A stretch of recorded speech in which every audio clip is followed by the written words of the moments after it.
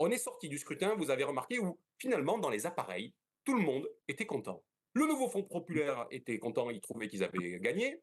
LR, à Ah plutôt bah oui, juste titre, s'en est bien sorti oui. dans cette campagne. Ils peuvent juste regretter de ne pas avoir été suffisamment malins pour créer une dynamique, parce que sinon, c'est eux qui seraient actuellement à Matignon, et rien ne dit, et c'est même peut-être l'option la plus probable, qu'ils y seront malgré tout. Le RN a brisé sa dynamique dans l'entre-deux-tours, mais peut s'enorgueillir d'avoir fait quasiment 11 millions de voix au premier tour, d'avoir augmenté ses effectifs de 40%, mais leurs différentes stratégies, notamment le fait d'avoir basculé du premier tour et des européennes d'une campagne anti-Macron, qui est agrégative, parce que je vous ai dit que c'était le seul fait majoritaire dans le pays, Mmh. à une campagne anti-Mélenchon dans l'entre-deux-tours, leur a fait perdre la dynamique.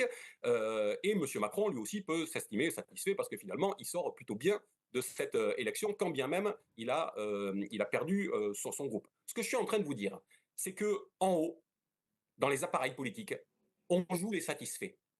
En bas, on vit concrètement les insatisfaits. Oui, C'est ce qui vient d'être dit. Que se disent aujourd'hui les électeurs du Rassemblement national, qui se sont fait voler l'élection?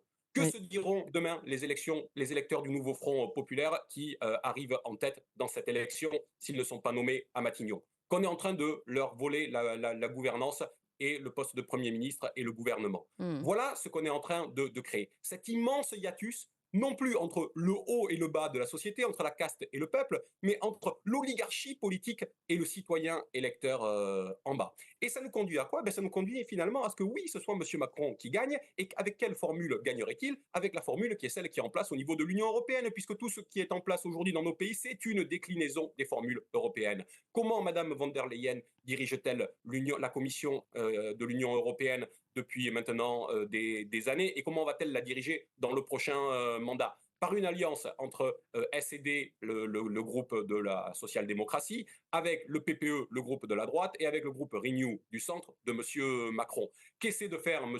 Macron, et à quoi allons-nous arriver in fine? Ça va être à un même type de gouvernement en France. Alors bien sûr, la seule différence, c'est que chez nous, il sera instable et il aura une durée de vie limitée.